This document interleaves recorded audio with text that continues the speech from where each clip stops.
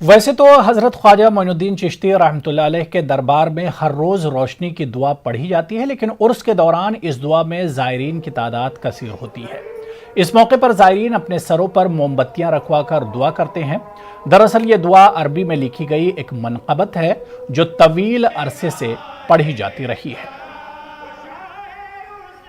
देखिए ऐसा है, ये भी एक वो मुग़ल ज़माने शाही दरबार से, क्योंकि उस वक्त इलेक्ट्रिक का ज़माना तो था नहीं, मोमबत्तियाँ थी, तो उसी ज़माने से रस्म पड़ा कि असली मोम जो होता है उसकी बत्ती आया करती थी। आजकल तो वो असली बत्ती है नहीं, दरगाह कमेटी जैसा चाहे भेज देती है, लेकिन असली मोम ये इसके कागजात में भी लिखा हुआ है, असली मोम की नहीं। बहरहाल वो मोमबत्तियाँ बनती हैं और वो अभी अकीदत है लोगों की अपनी अपनी। जब हमारे यहाँ के बुजुर्ग वो मोमबत्ती लेकर आते हैं तो ज़ायरीन सर झुका के खड़े रहते हैं, उसको सरों पर रखवाते हैं बरकत के लिए।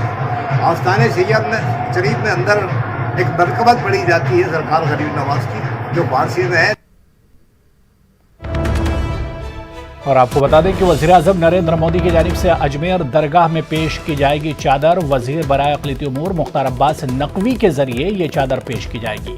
कल अजमेर में मुख्तार अब्बास नक़वी वज़ीर-ए-आज़म की जानिब से चादर पेश करेंगे। अजमेर में ख्वाजा मोइनुद्दीन चिश्ती रहमतुल्लाह अलैह का उर्स जारी है।